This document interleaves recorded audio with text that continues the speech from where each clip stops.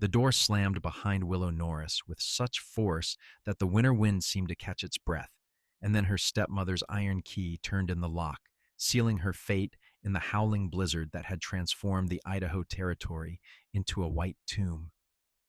Willow's thin nightgown offered no protection against the savage cold that bit through the fabric like 1,000 tiny teeth. She pounded on the heavy wooden door until her fists went numb, screaming until her voice cracked and died in her throat, but Caroline Norris had made her decision. The woman who had married Willow's father 3 years ago had finally found her excuse to be rid of the stepdaughter she had always despised. A broken china plate, an heirloom that Caroline herself had knocked from the shelf during one of her rages, was all the justification she needed. With Willow's father away on a cattle drive to Missoula and not expected back for another 2 weeks, there was no one to intervene. The temperature had already dropped below freezing when the sun set 2 hours ago, and now, at 9 o'clock on this January night in 1884, the blizzard that had been threatening all day finally unleashed its full fury. Willow's bare feet sank into snow that was already 6 inches deep and rising fast. She staggered away from the house, her teeth chattering so violently she bit her tongue and tasted blood. Going to a neighbor was her only hope, but the nearest homestead was more than a mile away through open country, and visibility had shrunk to mere feet in the whiteout conditions. She had to try. The alternative was freezing to death on her own front porch, and Willow Norris was only 19 years old with too much life left to live. She wrapped her arms around herself and pushed forward into the wind, each step a battle against the forces of nature that seemed determined to drive her back or knock her down. The cold was already doing terrible things to her body. Her fingers and toes had gone from painful to numb, which she knew was dangerous. Her father had lost 2 fingers to frostbite during a winter storm when she was a child, and she had never forgotten his warning about what happened when you could no longer feel the cold. The snow clung to her nightgown, weighing it down until the wet fabric stuck to her legs like an icy second skin. Her long brown hair, which she had been brushing before bed when Caroline started screaming about the plate, whipped around her face and quickly became stiff with frost. Tears froze on her cheeks. She could not feel her feet anymore, could not tell if she was still on the road or had veered off into the scrubland. Everything was white, above and below, with no horizon to guide her. Willow did not know how long she walked. Time became meaningless in the storm. It might have been 10 minutes or an hour when her legs finally gave out and she fell face first into a snowdrift. She tried to push herself up, but her arms would not cooperate. The cold had stolen her strength along with all sensation, but some stubborn core of will, the same iron determination that had helped her survive her mother's death and her father's subsequent loneliness and poor choice in a new wife, refused to let her simply lie down and die. She began to crawl. It was slow, agonizing progress, dragging herself forward inches at a time through the deepening snow. She focused on moving one hand forward, then the other, then pulling her body along behind. Her nightgown tore on something sharp beneath the snow, probably sagebrush, and she felt a distant sting that meant she was bleeding. But the cold was a strange mercy now, numbing the pain even as it killed her by degrees. Her thoughts began to scatter and drift. She found herself thinking of her mother, dead these 7 years, and wondering if she would see her soon. She thought of her father and the grief he would feel when he returned home to find her frozen corpse. She thought of all the things she would never do, never see, never experience. She thought of love, which had always eluded her. There had been a boy once, before Caroline came, who used to smile at her after church services. But Caroline had chased him off, just as she had isolated Willow from every friend and potential suitor, jealous of her youth and frightened that Willow might marry and claim part of the inheritance. Now Willow would die alone in the snow, never having been kissed, never having known what it felt like to be cherished by someone who chose her above all others. Her hand hit something solid and she stopped, confused. She blinked snow from her eyelashes and tried to focus. Wood. A fence post. She had reached someone's property. Hope flared weakly in her chest and she used the post to pull herself a few more feet forward. There had to be a house, a barn, something. She opened her mouth to call for help, but no sound emerged except a weak croak. The world was fading now, her vision tunneling down to a small point of light. She was so tired. Perhaps if she just rested for a moment, gathered her strength, she could continue. Yes, just a moment's rest. She let her cheeks sink into the snow, which no longer even felt cold. Actually, she felt almost warm now, which some distant part of her mind recognized as a very bad sign indeed. But the rest of her was too exhausted to care. She was still conscious enough to hear the sound when it came. Hoofbeats.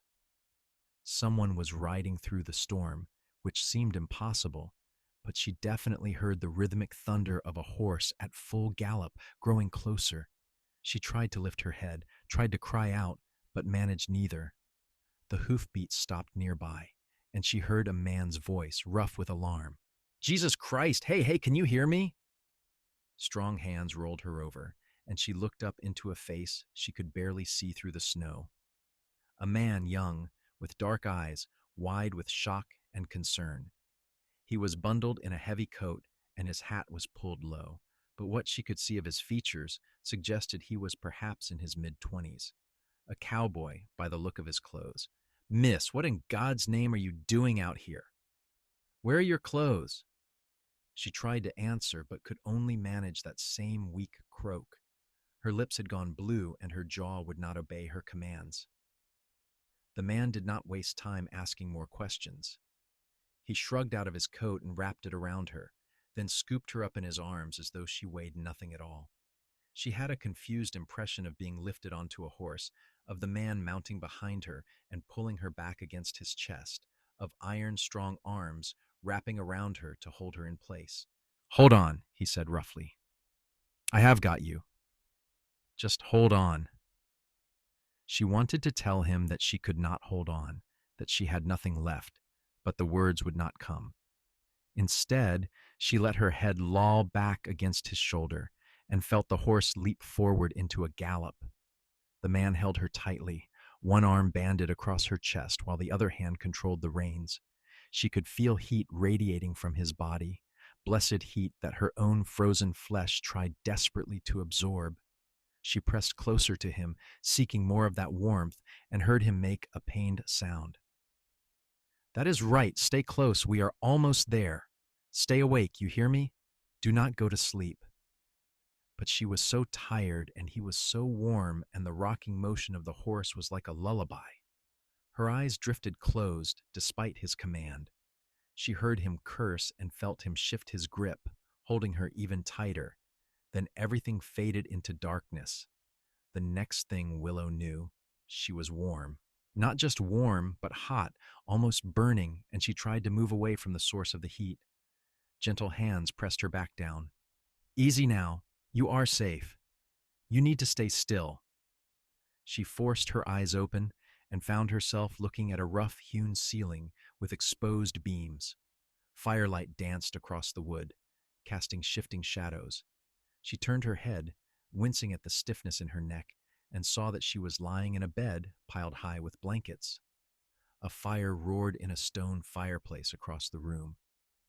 And sitting in a chair beside the bed, leaning forward with his elbows on his knees and an expression of intense concentration on his face, was the man who had found her. In the firelight, she could see him clearly for the first time. He was indeed young, perhaps 25 or 26, with dark brown hair that was slightly too long and fell across his forehead. His face was lean and tanned from hours in the sun, with high cheekbones and a strong jaw shadowed with several days' worth of stubble. His eyes were a deep brown, almost black in the dim light, and they studied her with an intensity that made her breath catch. He was handsome in that rough, unpolished way of men who worked with their hands and spent more time with horses than people. "There you are," he said, and relief softened his features. "You gave me quite a scare. How are you feeling?" Willow took inventory of herself. Her hands and feet burned and ached, which she knew was actually a good sign because it meant blood was flowing back into her extremities. Her throat was raw and her head pounded, but she was alive, which she had not expected to be. Cold, she managed, her voice hoarse and barely above a whisper. Still so cold. I have got the fire as high as it will go. You have got 4 blankets on you, and you have been drinking warm broth for the past hour, though you probably do not remember that. He reached for a cup on the small table beside the bed. You should drink more. You need to warm up from the inside. He slipped a hand behind her head and lifted it gently, bringing the cup to her lips. The broth was chicken, rich and salty, and it felt like heaven sliding down her throat. She drank greedily until he pulled the cup away. Slow, he cautioned. Too much too fast and you will be sick. We will get more in you in a few minutes. She nodded and lay back, studying him through heavy-lidded eyes. Who are you? Name is Bennett Dawson. I have got a ranch about 3 miles from here. Small operation, just me and a couple of hired hands, but we do all right. He set the cup down and leaned back in his chair, regarding her with those dark, serious eyes. What is your name, miss? And what in the hell were you doing out in a blizzard in nothing but a nightgown? Willow's throat tightened at the memory. Now that she was safe and warm, the full horror of what Caroline had done came crashing down on her. The woman had tried to kill her. Her own stepmother had locked her out in a deadly storm and left her to freeze to death. If Bennett Dawson had not been riding through the storm for whatever reason, she would be dead right now. My name is Willow Norris, she said, fighting to keep her voice steady. My stepmother locked me out of the house. Bennett's expression went from concerned to thunderous in an instant. His jaw tightened and his hands curled into fists on his thighs. She did what? There was a broken plate. She said it was my fault, but it was not. She knocked it over herself. She has always hated me ever since she married my father. He is away on a cattle drive, and she saw her chance. The words came faster now, tumbling over each other. She pushed me out the door and locked it. I tried to get back in, but she would not open it. So I tried to walk to the neighbors, but I did not make it. Which neighbor? The Peterson farm. They are a mile east of our house. You are lucky I found you when I did. You were heading south, not east. Another few minutes and you would have been too far gone. He stood abruptly and paced to the fireplace, staring into the flames with his hands clenched at his sides. A woman who would do such a thing deserves to be horsewhipped. She wanted me dead, Willow said quietly. I know that now. She has been cruel before, but this was different. She meant for me to die out there. Bennett turned back to her, and the raw anger in his face was tempered by something softer, something that looked almost like tenderness. Well, she failed. You are alive, and you are going to stay that way. I will not let anyone hurt you again. It was a bold statement, a promise from a man who had known her for perhaps 2 hours, most of which she had spent unconscious. But something in his voice, in the way he looked at her, made Willow believe him. She had never had anyone look at her the way Bennett Dawson was looking at her now, as though she was something precious and worth protecting. Why were you out riding in the blizzard? She asked, needing to change the subject before she started crying from sheer overwhelmed relief.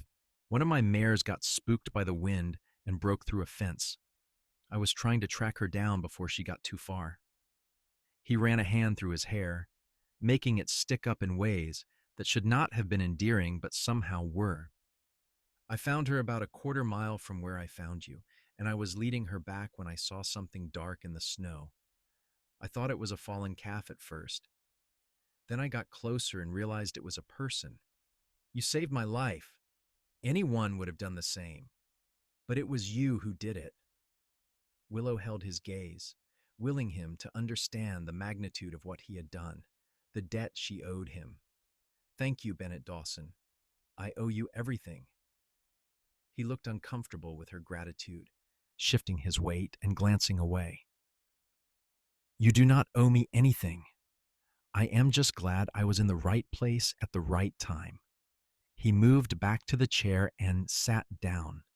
The storm is still going strong out there. You will have to stay here until it passes, and until you are strong enough to travel. I have got a spare room where you can sleep. This is my room, but you need the fireplace, so I will bunk with my hands in the barn tonight. I cannot ask you to give up your bed. You are not asking. I am telling you that is how it is going to be. His tone left no room for argument. Now you need to rest. I will wake you in a bit to drink more broth and check on your hands and feet. You have got some frostbite, but it does not look too bad. You might lose a toenail or two, but I do not think you will lose any digits. The casual mention of losing toenails should have alarmed her, but Willow was too exhausted to care. The warmth of the fire and the comfort of the bed were pulling her back down into sleep. Her eyes drifted closed. Willow, Bennett's voice pulled her back. Before you sleep, I need to know where your house is. Tomorrow, when the storm clears, I am going to have words with your stepmother. A spike of fear shot through her exhaustion. Please do not. She will only make things worse. When my father comes home, I will tell him what happened, and he will deal with her. When is your father due back? 2 weeks. Bennett shook his head. You are not going back there. Not now and not in 2 weeks. That woman tried to murder you. Do you understand that? What she did was not just cruelty, it was attempted murder. You cannot go back to that house as long as she is in it. But where else can I go? I have no other family. My mother's people are all back east, and I have not seen them since I was a child. You can stay here. The words were simple, matter of fact, as though he was commenting on the weather. I have got plenty of space, and I could use someone to help with the cooking and the housekeeping. My men and I are not much good at either. It would be a fair trade for room and board until your father gets back. Willow stared at him, torn between hope and disbelief. You would let me stay? But you do not even know me. I know that you are brave enough to crawl through a blizzard rather than give up and die. I know that someone hurt you badly, and you deserve better. That is enough for me. He met her gaze steadily. I am not suggesting anything improper if that is your worry. You would have your own room, and I would treat you with all respect. I just cannot in good conscience send you back to a woman who wants you dead. Tears burned in Willow's eyes, and this time she did not fight them. They rolled down her cheeks as she nodded. Yes, I would like that very much, thank you. Bennett reached out and with surprising gentleness wiped the tears from her face with his thumb. His hand was calloused and rough, the hand of a working man, but his touch was careful. Then it is settled. Now get some sleep. Everything will look better in the morning. Willow closed her eyes, and this time she let sleep take her. She felt safe for the first time in 3 years, which was strange considering she was in a strange man's bed in a strange house. But Bennett Dawson did not feel like a stranger. He felt like an answer to a prayer she had not known she was praying. When she woke again, pale gray light was filtering through the window, and the storm had quieted to a gentle snowfall. The fire was still burning strong, which meant someone had been tending it through the night. She sat up slowly, wincing at the aches in her body, and looked around the room. It was small and spare, furnished with just the bed, the chair, a chest of drawers, and a small wardrobe. Everything was clean but worn, the possessions of a man who valued function over form. The door opened, and Bennett entered carrying a tray. He stopped when he saw her awake, and a smile transformed his face. It was the first time she had seen him smile, and it made him even more handsome, crinkling the corners of his eyes and revealing straight white teeth. Good morning. I was just bringing you breakfast. How are you feeling? Sore, tired, but alive. She managed a weak smile in return. The storm has stopped? Mostly. Still snowing, but the worst has passed. He set the tray on the bed beside her. It held a plate of eggs and bacon, 2 thick slices of bread with butter, and a cup of coffee. Eat up. You need to get your strength back. Willow's stomach growled at the sight of the food. She could not remember the last time Caroline had allowed her a proper breakfast. The woman had taken to rationing Willow's food, claiming she was getting too plump, though Willow was actually quite thin. She picked up the fork and dug in with an enthusiasm that would have scandalized her mother's memory of proper ladylike behavior. Bennett watched her eat with an expression that was part amusement and part concern. "When was the last time you had a decent meal?" "A while," Willow admitted between bites. "Caroline did not believe in feeding me much. She said I was lucky to have a roof over my head and should be grateful for scraps." The anger was back on Bennett's face, his jaw tightening. That woman gets worse with every detail. What kind of father allows his wife to treat his daughter that way? He does not know. Caroline is very careful. When he is home, she is all sweetness and light. She saves her cruelty for when he is away. Willow set down her fork, her appetite suddenly gone as she thought about her father. "He is a good man, but he was so lonely after my mother died. Caroline seemed like an answer to prayer. A widow with no children, looking for a fresh start. She was kind to him, kind to me, right up until the day they were married. Then everything changed. People like that, who wear masks, they are the most dangerous kind." Bennett leaned against the wall, his arms crossed over his chest. "I meant what I said last night. You are welcome to stay here as long as you need, but there is something we need to discuss." Willow's heart sank. Here it was, the condition she should have known was coming. "What is it?" "You are going to be staying in a house with 3 men. Me and my 2 hands, Jack and Tom. Now, I trust them both with my life, and I would never let them mistreat you. But people talk, and a young unmarried woman living with 3 unmarried men is going to cause gossip. I want you to be prepared for that. I do not care what people say. Maybe not now, but you might when you cannot walk into town without people whispering. It could damage your reputation, make it hard for you to find a husband someday." The mention of marriage made Willow's cheeks heat. She had spent so long assuming she would die a spinster under Caroline's thumb that the idea of actually having a future, of maybe finding someone to marry, felt like a fantasy. "I appreciate the warning, but I still have no better option. I will take gossip over going back to Caroline." Bennett nodded, seemingly satisfied. "Fair enough. Then we will do our best to keep things respectable. You will have your own room and you will take your meals with us, but otherwise, you keep to your space and we keep to ours.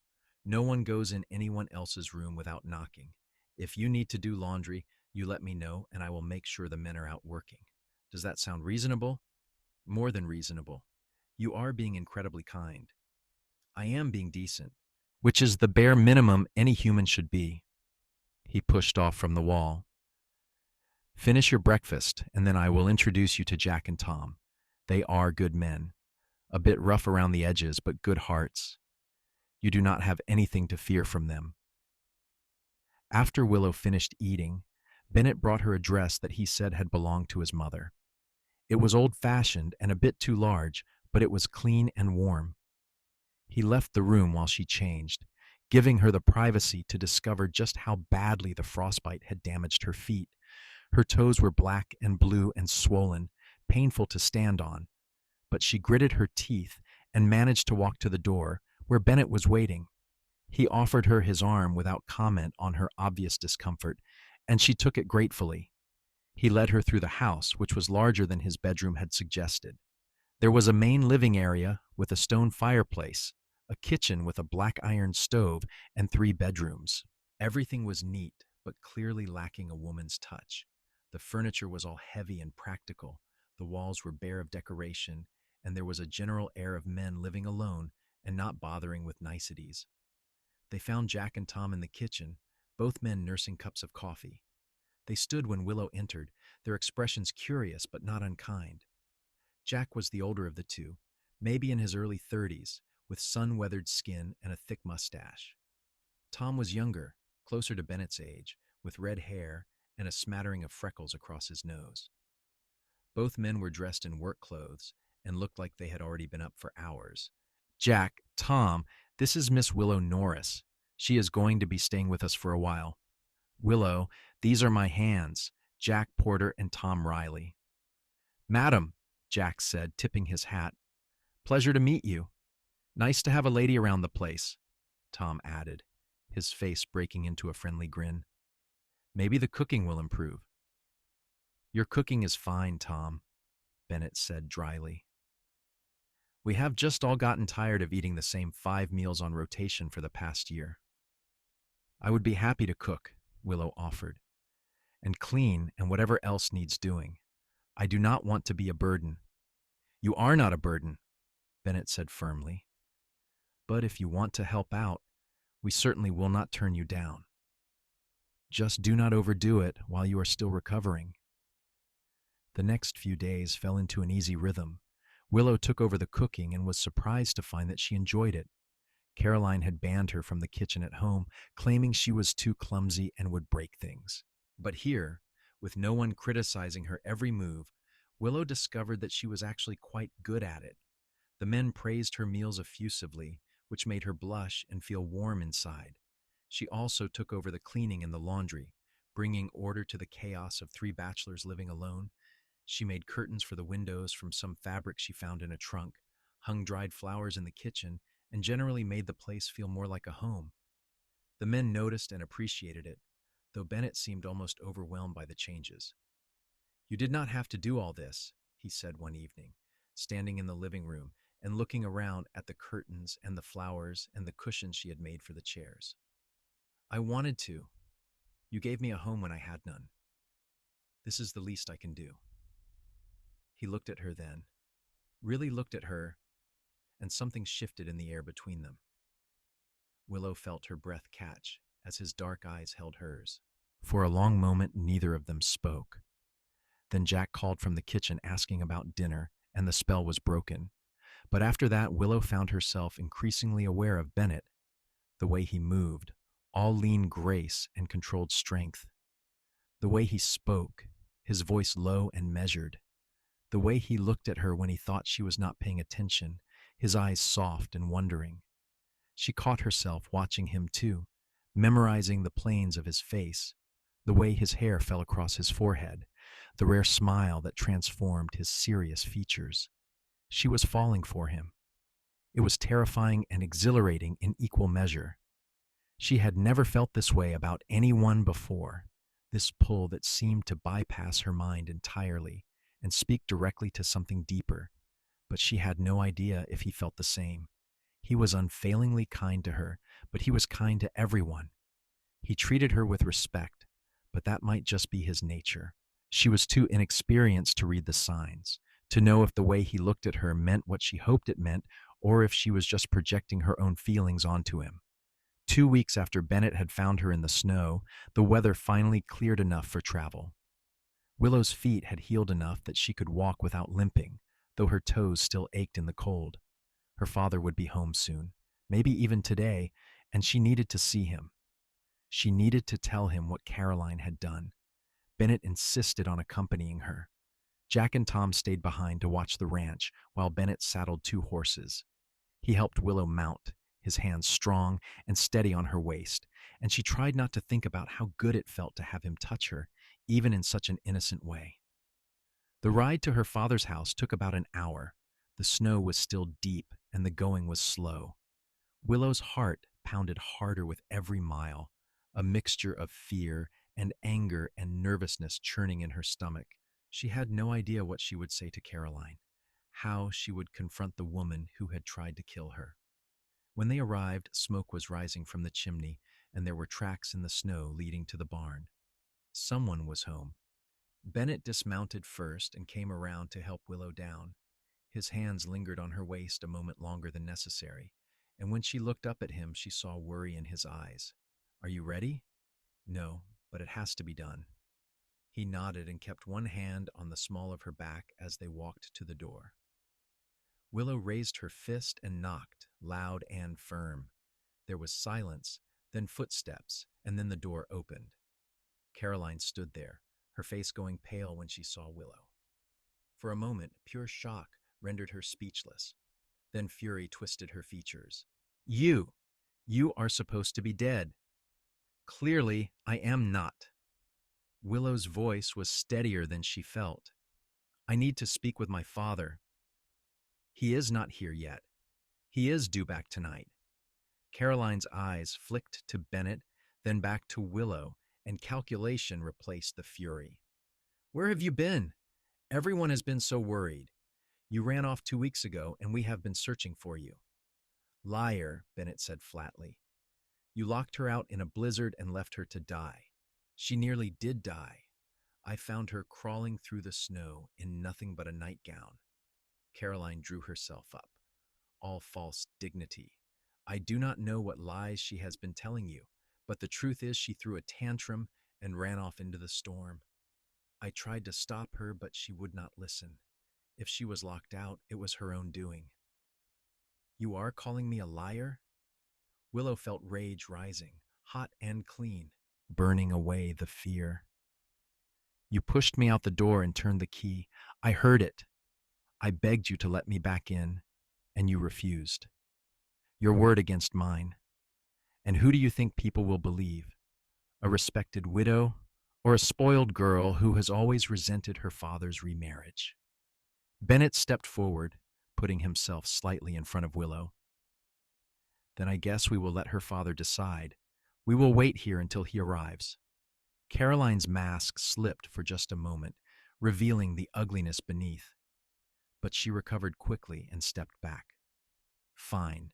Wait in the cold if you like. I have better things to do. She started to close the door, but Bennett put his hand out, stopping it. We will wait inside. It is still Willow's home after all. For a moment it looked like Caroline would refuse, but something in Bennett's face must have warned her not to push, because she stepped aside with ill grace. Willow walked into the house she had grown up in, Bennett close behind her. Everything looked the same, but it felt different now. This place that had been her sanctuary after her mother died, that had held all her happy childhood memories, was now tainted by Caroline's presence.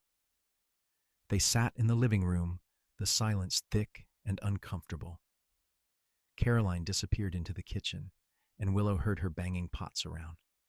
Bennett sat beside Willow on the sofa, close enough that their shoulders nearly touched, a silent support. Thank you, she whispered, for being here. There is nowhere else I would be, he replied just as quietly. They waited for hours. Caroline brought them nothing, offered no hospitality, just stayed in the kitchen and made angry noises. Willow found herself leaning more and more into Bennett's warmth, exhaustion from the emotional strain making her drowsy. At one point, she must have dozed off because she woke to find her head on Bennett's shoulder and his arm around her, holding her steady. She started to pull away, but he tightened his hold. Stay. You need to rest.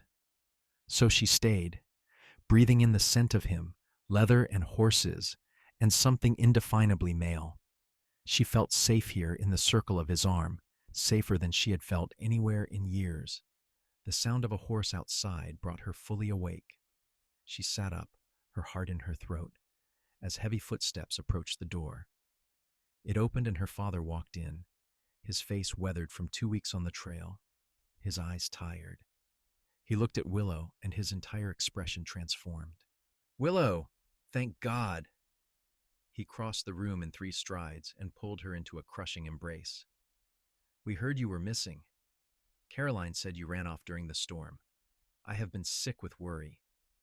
Willow hugged him back, tears streaming down her face. Papa, I did not run off. Caroline locked me out. She tried to kill me. Her father pulled back, his hands on her shoulders, his face confused. What? No, that cannot be right. Caroline said you got angry and ran out before she could stop you. She is lying, Papa. She has been lying to you for 3 years. And then it all came out. Everything Willow had been holding in.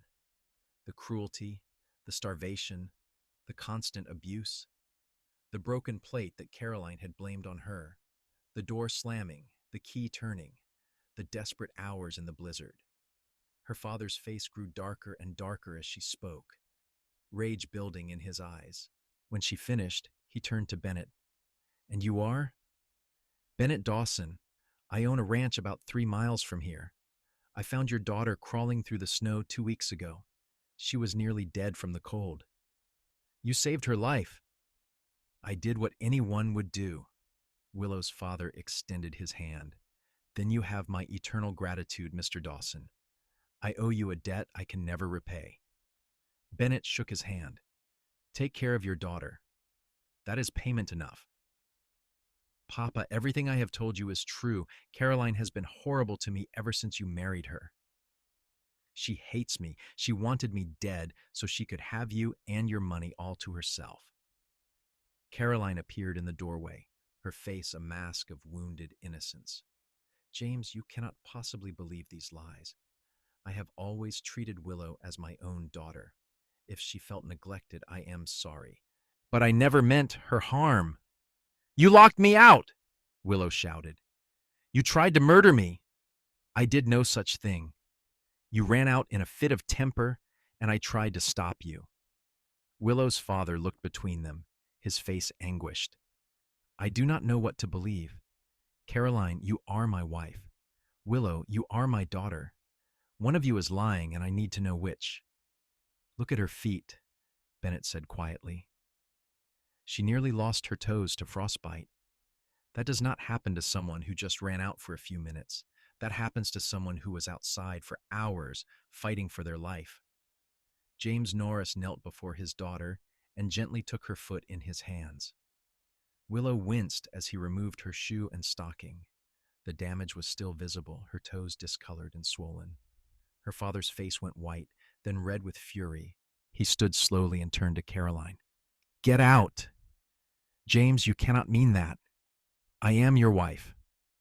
You tried to kill my daughter, my only child, the last piece of my Emma I have left in this world.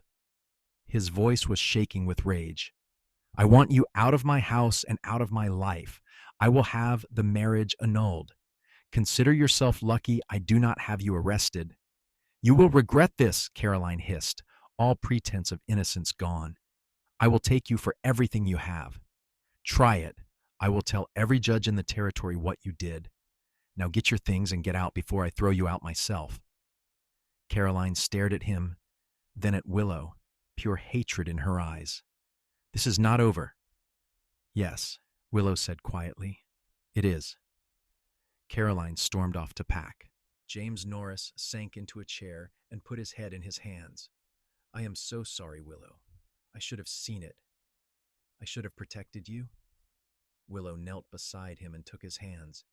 It is not your fault, Papa. She fooled us both.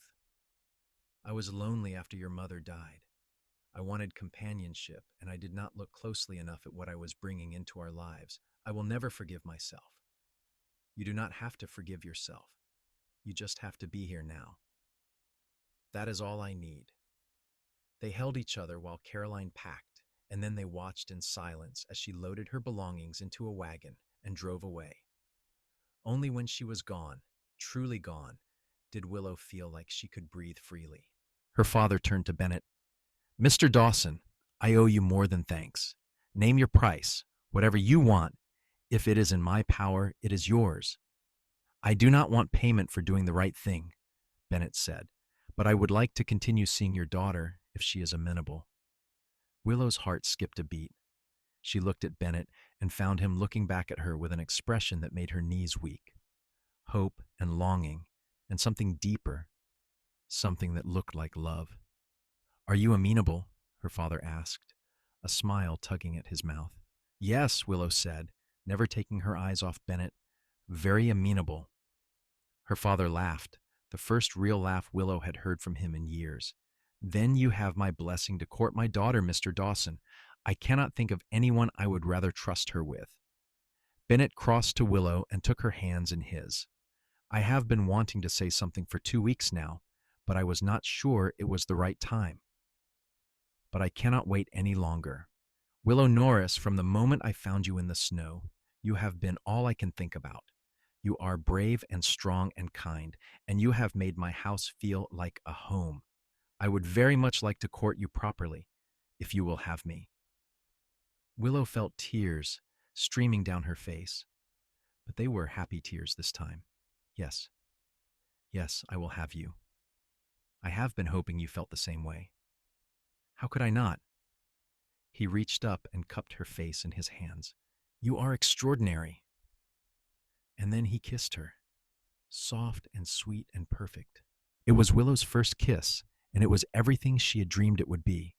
She melted into him, her hands gripping his shoulders, and felt the world fall away until there was nothing but the two of them and this perfect moment.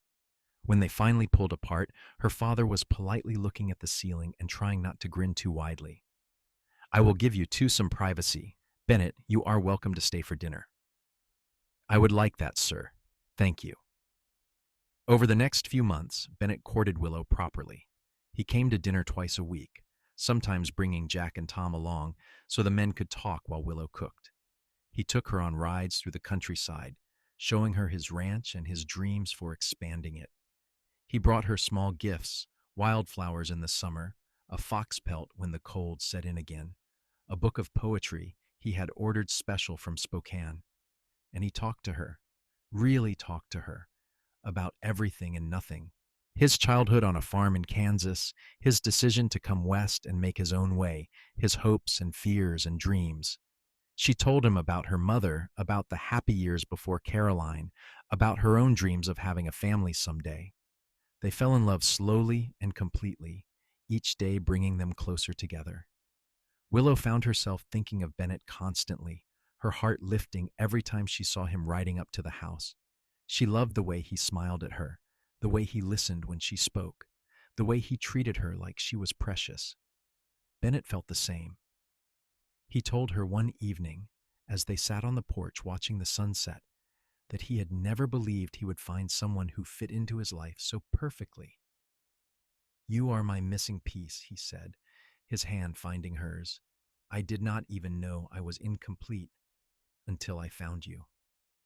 It was 9 months after he had pulled her from the snow that Bennett asked Willow to marry him. They were riding near his ranch, just the two of them, when he suddenly dismounted and helped her down.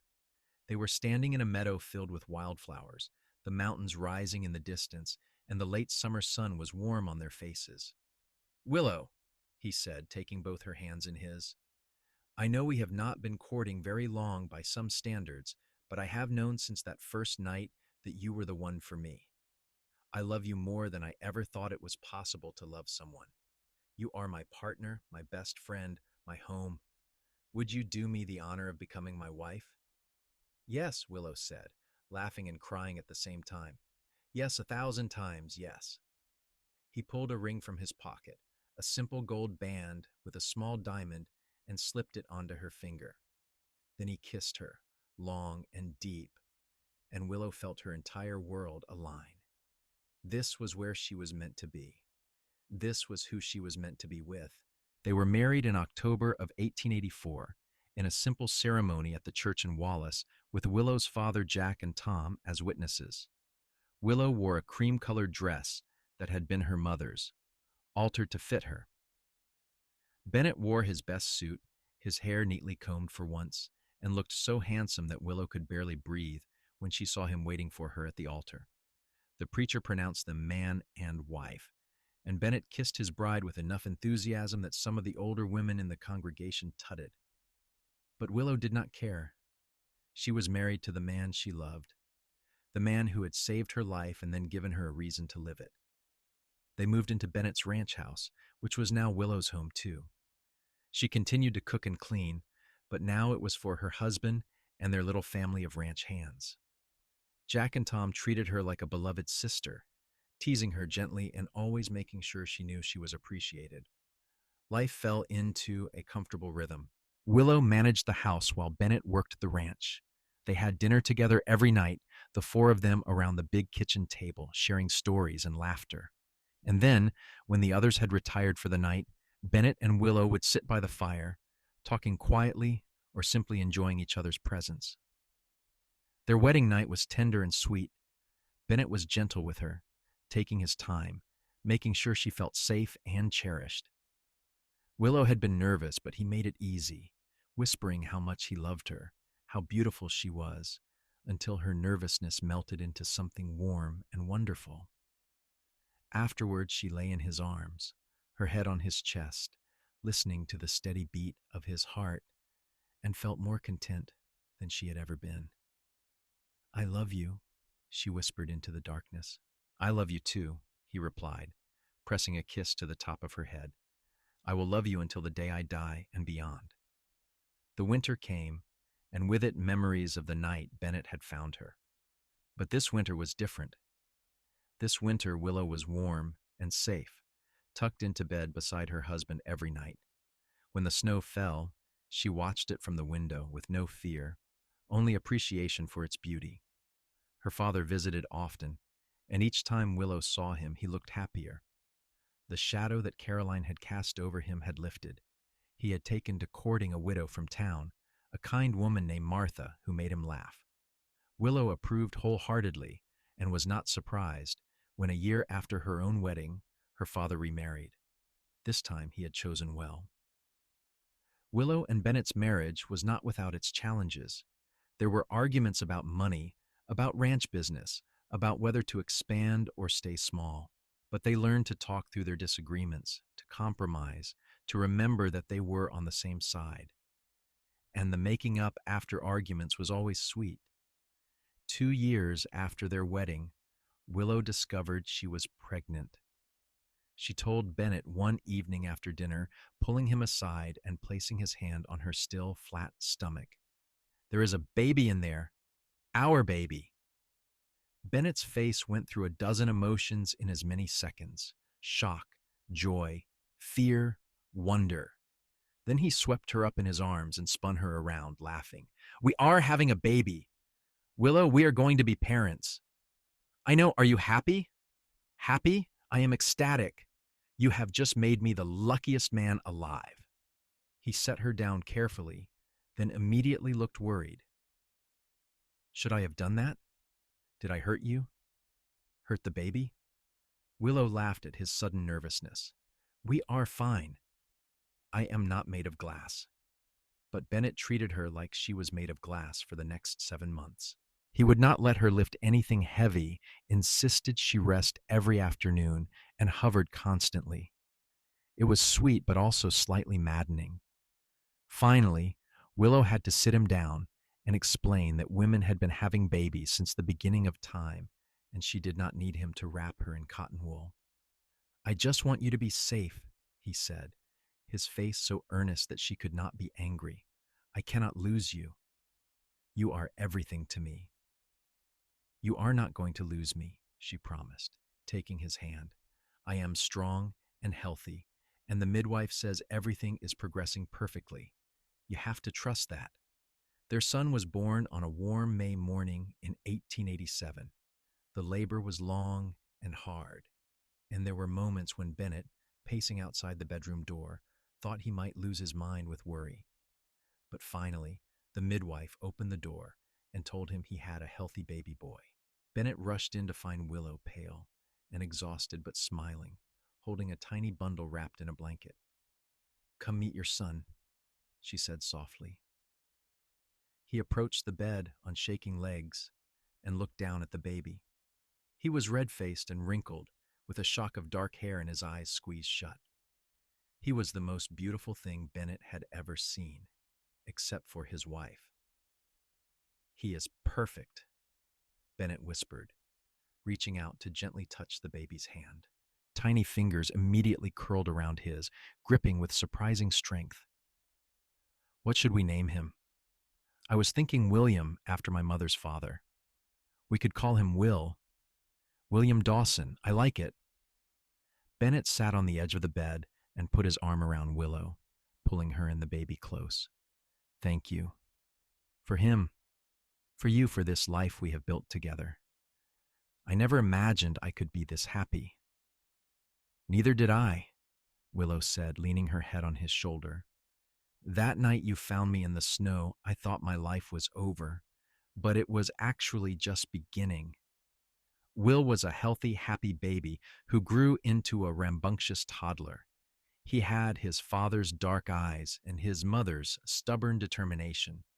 He learned to walk early and spent his days following Bennett around the ranch, trying to help with chores.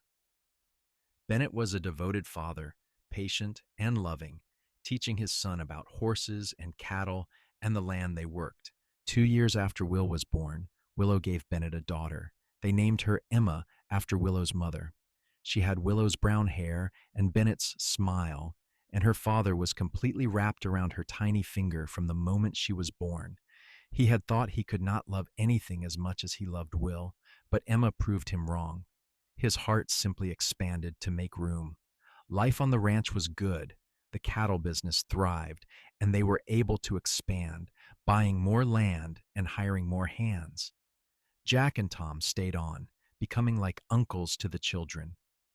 Willow's father and his wife Martha visited often, delighting in their grandchildren. And every year, on the anniversary of the night Bennett had found Willow in the snow, they took a moment to remember. Not with sadness or fear, but with gratitude. That terrible night had brought them together. It had been the beginning of everything good in their lives. Do you ever think about what would have happened if I had taken a different route that night? Bennett asked one January evening, 15 years after he had found her. They were sitting by the fire, watching Will and Emma play with a new puppy. If I had gone south instead of north, or decided the storm was too bad and stayed home. Willow reached for his hand and squeezed it. I try not to. It is too frightening to think about. I think God put me on that exact path at that exact time because he knew we were meant to be together. That is the only explanation that makes sense. Then I am grateful to God and to you every single day. She leaned over and kissed him, soft and sweet. You are my hero, Bennett Dawson. You saved my life and then you made it worth living. You did the same for me, he replied, pulling her closer. I was just existing before you came along. You made me want to live again, to build something, to be someone worth being. You gave me purpose. They sat together, watching their children play, and felt the weight of their blessings. It had not always been easy. There had been hard times, lean years when the cattle prices dropped and they worried about making it through. There had been illness and injury, moments of fear when one of the children got sick or Bennett came home hurt from working the range. There had been the usual struggles of marriage, learning to navigate two lives becoming one. But through it all, they had each other. And that was enough. Will grew up to be a fine young man, tall and strong like his father, with a gift for working with horses. He took over more and more of the ranch work as Bennett got older, eventually becoming a full partner in the operation.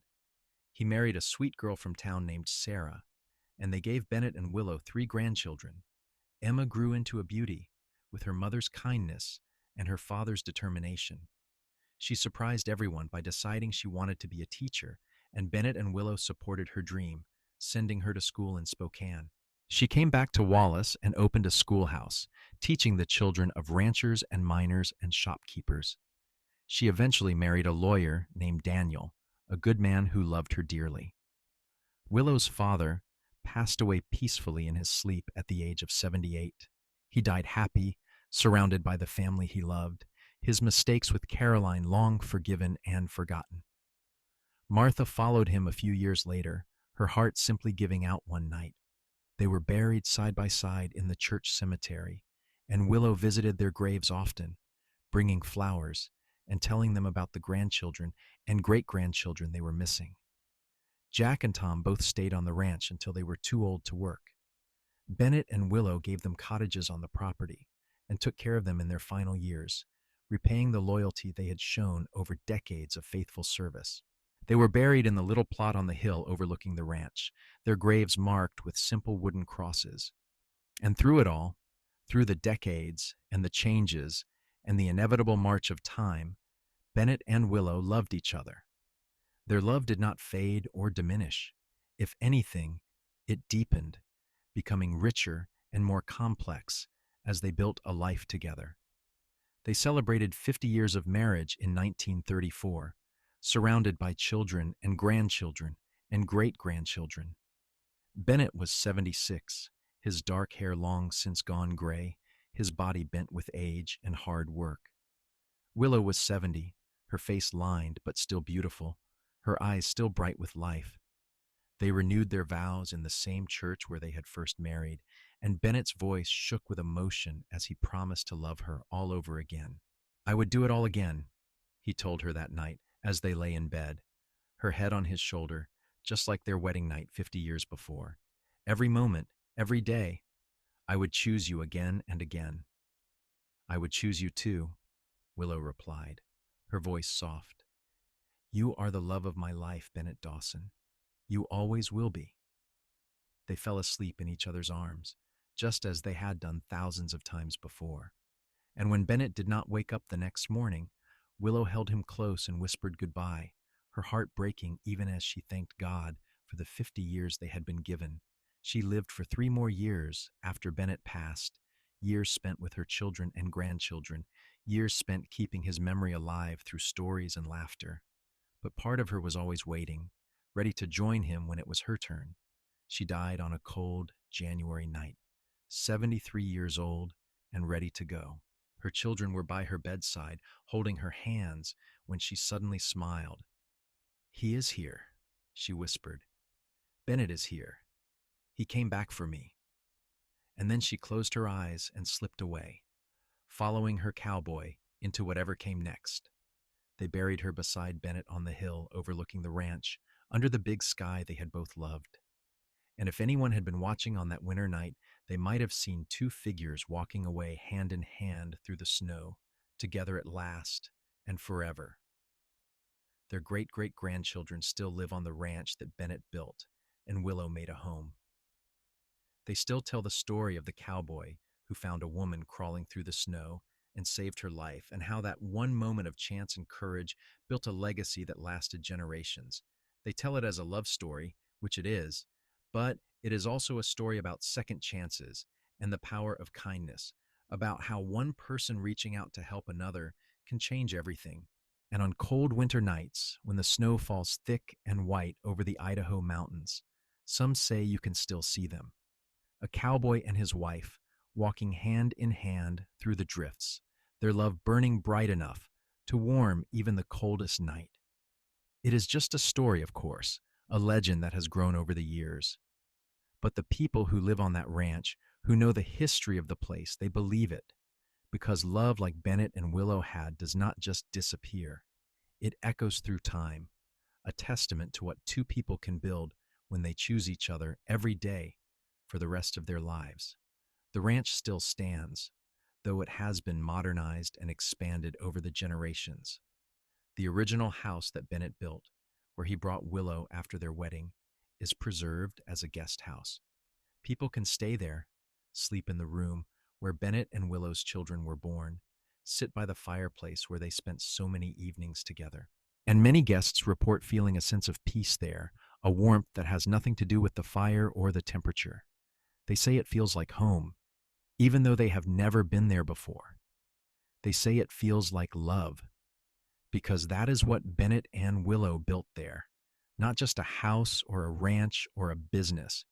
They built a home filled with love, and that love seeped into the very walls and the land itself. It is there still, waiting for someone else who needs it, who needs to be reminded that even in the darkest, coldest moments, help can come, love can come, life can change in an instant, and sometimes that change is everything you never knew you needed. Willow never saw Caroline again. After that day, the woman left her father's house. She heard rumors over the years that Caroline had moved to Montana, then to Wyoming, then to California. She heard that Caroline had tried to trap other men into marriage with varying degrees of success. But Willow never sought her out, never tried to exact revenge or even closure. Caroline was simply part of a past that Willow had left behind, a chapter that had ended the moment Bennett pulled her onto his horse and carried her to safety. And maybe that is the real end of the story. Not in the deaths and the graves and the legends that followed, but in that moment when Willow let go of the pain and the fear and the anger and chose to focus on the love instead. She could have let what Caroline did define her, could have carried that bitterness and trauma for the rest of her life, but she chose differently. She chose to be happy. She chose Bennett. And in doing so, She chose a life that was richer and fuller and more beautiful than she ever could have imagined on that terrible night when she was crawling through the snow, certain she was going to die. That is the real miracle of their story. Not that Bennett happened to be riding that exact path on that exact night, though that was miraculous too, but that Willow, after everything she had been through, still had the courage to open her heart and let him in, that she could trust again, love again, after being so badly betrayed by someone who should have protected her. That is the true testament to her strength and her character. And Bennett, for his part, never took her for granted. He knew what a gift she was, knew how easily he could have lost her before he ever found her. So he cherished her, every day, in big ways and small. He brought her coffee in bed, on Sunday mornings. He danced with her in the kitchen when a good song came on the radio in their later years. He told her he loved her multiple times a day, every day for 50 years, because he knew, better than most, how fragile life was and how quickly everything could change. Their children grew up watching their parents' love and used it as a template for their own marriages. They learned that love was not just a feeling, but a choice, a commitment, something you worked at and nurtured. They learned that you showed up for each other, supported each other's dreams, and faced the world as a team, and they passed those lessons down to their own children, who passed them to theirs, creating a legacy of love that extended far beyond Bennett and Willow's lifetimes. So yes, it started with a cowboy finding a woman in the snow, but it became so much more than that. It became a family, a home, a testament to the power of love and kindness and second chances. It became proof that sometimes the worst moments of our lives can lead to the best if we are brave enough to keep going, to keep fighting, to keep believing that something better is waiting for us. Willow kept going, and she found Bennett, or he found her. Maybe it does not matter who found whom. What matters is that they found each other, and they held on tight, and they built something beautiful together that lasted long after they were gone. That is the real happily ever after. Not just the wedding or the children or even the 50 years together, though all of those things mattered. The real happily ever after is in the legacy, in the love that continues to ripple outward, touching lives that Bennett and Willow would never meet in times they could never have imagined. Their story is still being told, still inspiring people, still reminding us all that love is worth fighting for, worth believing in, worth choosing every single day. And on a snowy hill in Idaho, two gravestones stand side by side, weathered by time but still readable. Bennett Dawson and Willow Dawson, beloved husband and wife, devoted parents and grandparents, together in life and in death. Visitors often leave flowers there, even people who have no connection to the family. Because the story has spread, the legend has grown, and people want to pay their respects to a love that transcended everything, even death itself. That is where the story ends. Or maybe it does not end at all. Maybe it just continues, echoing through time, a reminder that even in our darkest moments, help can come from unexpected places, that kindness matters, that love is real and powerful and worth everything, that we all have the capacity to save someone, to be someone's hero, if we are willing to see the need and respond to it. Bennett saved Willow's life that night in the snow, but Willow saved his too in a different way. She gave him purpose and joy and a reason to build something lasting. They saved each other, really, which is what the best love stories are all about.